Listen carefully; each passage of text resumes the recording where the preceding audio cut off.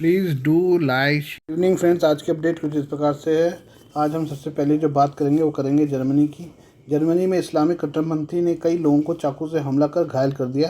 Police ने हमलावर को मार गिराया है। दक्षिणी जर्मनी के मैनहेम शहर में इस्लाम की आलोचना करने वाला एक राजनीतिक समूह अपना कार्यक्रम कर रहा था। इसी दौरान चाकू लिए कट्टरपंथी ने हमला बोल दिया। इस घटना में जब एक पुलिस अधिकारी हमलावर को रोकने के लिए आगे बढ़ा तो उसकी गर्दन पर भी कट्टरपंथी ने चाकू मार दिया। जवाबी कार्रवाई में पुलिस ने हमलावर को गोली मार दी। जर्मन मीडिया रिपोर्ट के अनुसार हमलावर ने इस्लाम के आलोचक माइकल स्टर्जनबर्गर को निशाना बनाया था। हमले में पुलिस अधिकारी समेत कई लोग घायल हुए हैं। हमलावर ने एक वरिष्ठ पुलिस अधिकारी को घायल करने से पहले कई लोगों पर चाकू से हमला किया था। हमले की पूरी घटना कैमरे में रिकॉर्ड हो गई, जिसका वीडियो ऑनलाइन वायरल हो रहा है। घटना के वीडियो में हमलावर एक शख्स पर लगातार चाकू से वार कर रहा है। इस दौरान जब पुलिसकर्मी रुकने आता है तो वो उसे भी चाकू मार देता है। पुलिस अधिकारी को चाकू मारने के बाद एक अन्य पुलिसकर्मी अपनी बंदूक निकालता है, हमलावर को गोली मार देता है, जिसके बाद वो फर्श पर गिर जाता है। वीडियो की व्यवस्था के चलते हम उसे यहाँ नहीं लगा रहे हैं।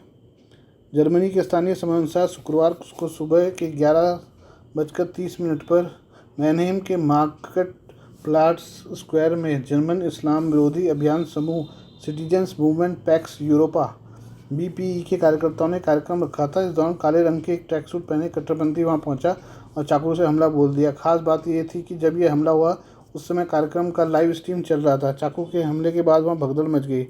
मैनहेम पुलिस ने एक्स पर हमले की पुष्टि करते हुए एक बड़ी घटना बताया। पुलिस ने कहा कि मैनहेम मार्केट स्क्वायर पर एक बड़ा पुलिस अभियान चल रहा है। एक बचाव हेलीकॉप्टर का भी उपयोग किया जा रहा है। इस समय कोई और जानकारी नहीं दी जा सकती। वीडियो फुटेज में पैरामेडिकल टीम को घटनास्थल पर पीड़ितों का इलाज करते देखा जा सकता है। आइए हम बात करते हैं पाकिस्तान के कब्जे वाले कश्मीर के बारे में। पाकिस्तान के कब्जे वाले कश्मीर पीओके के कवि और पत्रकार अहमद फरद शाह कई 2 हफ्ते पहले गायब हो गए थे। उनकी गुमशुदगी पर परिजन कोर्ट पहुंचे तो पता चला कि वो पुलिस की कस्टडी में है। इसके बाद उनके परिजनों ने इस्लामाबाद हाईकोर्ट का रुख किया। इस मामले में शुक्रवार को इस्लामाबाद हाईकोर्ट में सुनवाई हुई। सुनवाई के दौरान सरकार की ओर से पेश हुए वकील ने पीओके को पाकिस्तान का हिस्सा न बताते हुए विदेशी क्षेत्र कहकर संबोधित किया। अहमद फरद शाह के वकीलों ने कोर्ट के बाहर मीडिया से बातचीत में ये बताया। अहमद फरद शाह की गुमशुदगी पर कोर्ट में याचिका दाखिल करने वाली ईमान माजरी ने कहा कि अहमद कश्मीर में ही हैं, ये पुलिस की ओर से कोर्ट में बताया गया है। इसके साथ ही एक और दिलचस्प बात कोर्ट में हुई। सरकार की ओर से पेश हुए वकील ने कश्मीर को विदेशी ज़मीन कहा है, जो कि एक अच्छा प्रभाव नहीं छोड़ता है। हमें कश्मीरियों को ये नहीं करना चाहिए कि वो हमारे से अलग हैं। ये ऐसी बात है जो नहीं करनी जानी चाहिए थी। पाकिस्तान के कब्जे वाले कश्मीर के लोग भी ये कहते रहते हैं कि पाक के संविधान के हिसाब से वह पाकिस्तान का हिस्सा नहीं है। ये बात पीओके के प्रदर्शनों में अक्सर दोहराई गई है। वहीं भारत ने बार बार कहा कि पीओके उसका हिस्सा है और पाकिस्तान ने भी पीओके को कोर्ट में विदेशी क्षेत्र मान लिया है। पीओके में आम लोगों को हकों और फौज के खिलाफ आवाज़ उठाने वाली कवि अहमद फरद 14 मई को इस्लामाबाद से लापता हो गए थे। अहमद के परिवार वालों ने दावा किया था कि सरकार की आलोचना करने की वजह से पाकिस्तान की खुफिया एजेंसी आईएसआई ने उनको गायब किया है। अहमद की पत्नी उरूज ने कहा कि 14 मई को देर रात 4 लोग अहमद को एक कार में बैठाकर ले गए थे। इस्लामाबाद कोर्ट के दखल के बाद उनके कश्मीर पुलिस की कस्टडी में होने की बात सामने आई है। पाकिस्तान की आर्थिक हालत के बारे में कुछ बात करें। पाकिस्तान की आर्थिक हालत किसी से छिपी नहीं है। यहाँ महंगाई ने सभी सीमाएं तोड़ दी हैं। इस बीच इस्लामाबाद एक बार फिर अपने दोस्त बीजिंग के साथ नज़दीकियाँ बढ़ाने लगा है। दरअसल द्विपक्षीय संबंधों को और मजबूत करने के लिए प्रधानमंत्री शहबाज शरीफ अगले सप्ताह चीन की यात्रा पर जाएंगे। विदेश कार्यालय ने शुक्रवार को ऐलान किया कि शरीफ मंगलवार को चीन की यात्रा पर जाएंगे। यह यात्रा 5 दिवसीय होने वाली है। बता दें, दोनों देश अरबों डॉलर के चीन पाकिस्तान आर्थिक गलियारे के तहत सहयोग को उन्नत करना चाहते हैं।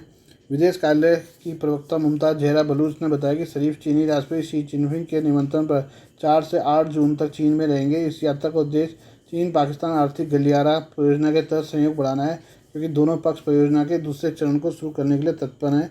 प्रधानमंत्री ने अपनी आगामी चीन यात्रा को लेकर शुक्रवार को इस्लामाबाद में एक बैठक भी की। इस दौरान उन्होंने चीनी कंपनियों को पाकिस्तान में उद्योग स्थापित करने को प्रोत्साहित करने के लिए कार्य योजना तैयार करने का निर्देश दिया। साथ ही आश्वासन दिया कि पाकिस्तान चीनी उद्योगपतियों और निवेशकों को हर संभव सुविधाएं प्रदान करेगी। मीडिया रिपोर्ट के अनुसार प्रधानमंत्री की चीन की यात्रा की तैयारियों के बारे में विस्तृत जानकारी दी गई है। इस दौरान चीनी शहर शेंज़ेन की यात्रा के दौरान पाकिस्तान के उद्योगपतियों, निवेशकों और उद्यमियों का एक प्रतिनिधिमंडल भी उनके साथ होगा। प्रतिनिधिमंडल चीनी व्यापार समुदाय से मुलाकात करेगा और दोनों देशों के बीच व्यापार से व्यापार संबंधों को बढ़ावा देने पर चर्चा करेगा। आइए हम बात करते हैं अमेरिका के पूर्व राष्ट्रपति डोनाल्ड ट्रंप की। अमेरिका के पूर्व राष्ट्रपति डोनाल्ड ट्रंप को न्यूयॉर्क के गुप्त धन मामले के सभी 34 आरोपों में दोषी पाया गया है। ट्रंप को दोषी ठहराए जाने के फैसले का उनकी रिपब्लिकन पार्टी के सदस्यों ने विरोध किया और अपने पूर्व राष्ट्रपति का समर्थन किया। बता दें कि 77 साल के ट्रंप पहले अमेरिकी राष्ट्रपति जिन्हें अपराधी घोषित किया गया है। हालांकि ट्रंप ने अपने खिलाफ चलाए जा रहे इस मुकदमे को अपमानजनक, धांधलीपूर्ण बताया। उन पर साल 2016 में व्हाइट हाउस में आने से पहले पूर्व पॉर्न स्टार स्टॉर्मी डैनियल्स के साथ अपने यौन संबंधों को छिपाने के लिए व्यवहारिक रिकॉर्ड में हेराफेरी करने का आरोप है। इस मामले में 34 आरोप, 11 चालान, 12 वाउचर और 11 चेक पेश किए गए। 12 सदस्यीय जूरी के सर्वसम्मति से हशमनी आपराधिक मामले में फैसले पर पहुंची। इसके बाद रिपब्लिकन के सदस्यों ने ट्रंप के लिए समर्थन जाहिर किया। पिछले कुछ महीनों में ट्रंप के करीबी सहयोगी और विश्वासवाद के रूप में उभरे भारतीय अमेरिकी विवेक रामास्वामी ने कहा है कि इस फैसले का असर उल्टा पड़ेगा। उन्होंने आगे कहा कि अभियोजक एक राजनेता है जिन्होंने ट्रंप को बर्बाद करने की धमकी दी थी। न्यायाधीश की बेटी एक डेमोक्रेट है जिन्होंने मुकदमे से कई डॉलर जुटाए हैं, जबकि उनके पिता ने इसकी अध्यक्षता की। जूरी के निर्देशों में कहा गया है कि उन्हें दोषी ठहराए जाने के लिए अपराध पर सहमत होने की जरूरत नहीं है।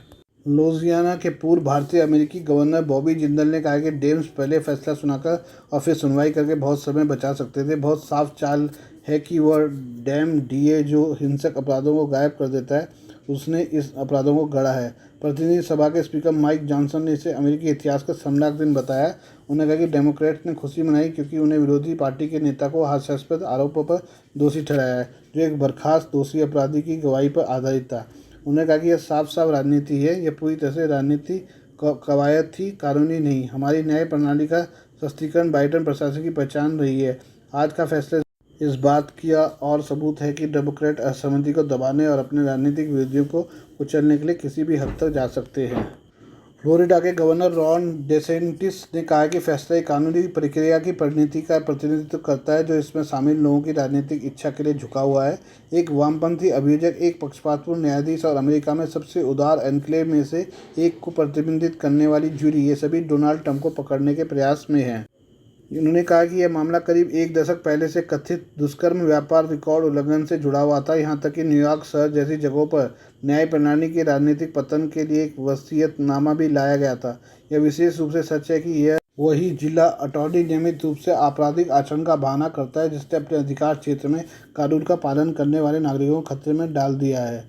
सीनेटर टेड क्रूज ने कहा कि अमेरिका के लिए काला दिन है, सुनवाई मात्र एक दिखावा थी और यह राजनीतिक उत्पीड़न से ज़्यादा कुछ नहीं है। डोनाल्ड ट्रंप पर मुकदमा चलाने का एकमात्र कारण यह है कि डेमोक्रेट डरे हुए हैं कि वह फिर से चुनाव जीत जाएंगे। यह शर्मनाक निर्णय कानूनी रूप से निराधार है और अपील पर इसे तुरंत पलट दिया जाना चाहिए।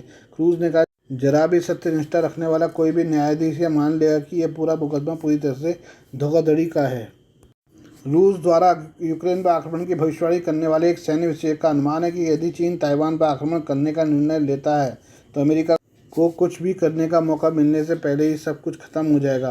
भू राजनीति विशेषज्ञ ने चिताया कि चीन आक्रमण के पहले 15 मिनट के भीतर द्वीप के हवाई अड्डों पर कब्जा कर लेगा और 30 मिनट में सैनिकों का राजधानी पर कब्जा कर लिया होगा। उन्होंने कहा कि आक्रमण वैश्विक अर्थव्यवस्था के लिए आपदा का कारण बनेगा क्योंकि ताइवान दुनिया के 70% सेमीकंडक्टर का निर्माण करता है। ताइवान के तट पर देखी गई चीनी उत्पोतों की तस्वीरें संभावित आक्रमण की एक गंभीर चेतावनी है जो प्रौद्योगिकी की आपूर्ति श्रृंखला को बाधित कर सकती है और दुनिया को आर्थिक तबाही में झाड़ सकती है। यही नहीं, ये अमेरिका और चीन के बीच एक गर्म युद्ध शुरू कर सकती है। भू राजनीति विशेषज्ञ दिमित्री अल्पोरिच का मानना है कि वास्तविक आक्रमण अमेरिका के जवाब देने का मौका मिलने से पहले ही खत्म हो सकता है। भू राजनीतिक विशेषज्ञ दिमित्री अल्पोरिच के अनुसार यदि चीन ताइवान पर आक्रमण करता है तो चीनी सेना को इसे अपने नियंत्रण में लेने में 1 घंटे से भी कम समय लग सकता है। अल्पोरिच ने चीनी सैन्य बलों द्वारा व्यापक अभ्यास किए जाने के बाद अपना आकलन साझा किया है। दर्जनों युद्धपोत, युद्धक विमानों और जेट विमानों ने अभ्यास में भाग लिया जो संभावित आक्रमण के लिए अभ्यास हो सकता है। अल्पोरिच ने कहा कि वे अभी भी जलडमरू मध्य में उभयचर हमला करने वाले जहाज़ों का उपयोग करने जा रहे हैं। उनमें से प्रत्येक लगभग 800 सैनिक और सबसे महत्वपूर्ण बात, हवाई हमला करने के लिए दर्जनों सैन्य परिवहन हेलीकॉप्टरों के साथ गंशी पहुंचा सकता है। वे 10 से 15 मिनट के भीतर बंदरगाहों तक पहुंच सकते हैं। यूक्रेन पर रूस के आक्रमण जैसी सैन्य कार्रवाइयों की भविष्यवाणी करने के लिए अल्पोरोविच का उल्लेखनीय ट्रैक रिकॉर्ड है। अपनी नई किताब में उन्होंने तर्क दिया कि चीन का ताइवान पर आक्रमण इतनी तेज़ी से किया जाएगा कि संयुक्त राज्य अमेरिका तुरंत जवाब देने में असमर्थ होगा। उन्होंने कहा कि बीजिंग हवा और समुद्र दोनों से तेज हमले करेगा, जिसे बहुत से लोग मानते हैं कि यह नॉर्मंडी बीच लैंडिंग का एक सामान्य प्रकार होगा। अल्पोरिच ने कहा है कि वास्तविकता यह है कि भूभाग इसकी अनुमति नहीं देता। चीन के सैन्य अभ्यास के बाद एक अमेरिकी कांग्रेस प्रतिनिधिमंडल ने द्वीप पर ताइवान के नए राष्ट्रपति से मुलाकात की है। प्रतिनिधिमंडल ने आश्वासन दिया है कि ताइवान द्वारा पहले से ही खरीदे गए और भी अमेरिकी हथियार उनके पास आ रहे हैं। अमेरिका ने ताइवान को मजबूत बनाने में भारी निवेश किया है, जिसमें यह वैश्विक स्तर पर सबसे अच्छी तरह से सुरक्षित क्षेत्रों में से एक बन गया है। चीन ताइवान को अपना संप्रभु क्षेत्र मानता है, जबकि ताइवान के राष्ट्रपति इस बात पर जोर देते हैं कि एक स्वतंत्र राष्ट्र है। विशेषज्ञों ने चेतावनी दी है कि ताइवान पर चीनी आक्रमण के महत्वपूर्ण आर्थिक परिणाम हो सकते हैं और संभावित रूस से अमेरिका और चीन के बीच सीधे संघर्ष की ओर ले जा सकते हैं, क्योंकि ताइवान की रक्षा करना अमेरिका का कानूनी दायित्व है। आज के लिए बस इतना ही। बाकी मिलते हैं कल आपसे नई खबरों के साथ। धन्यवाद।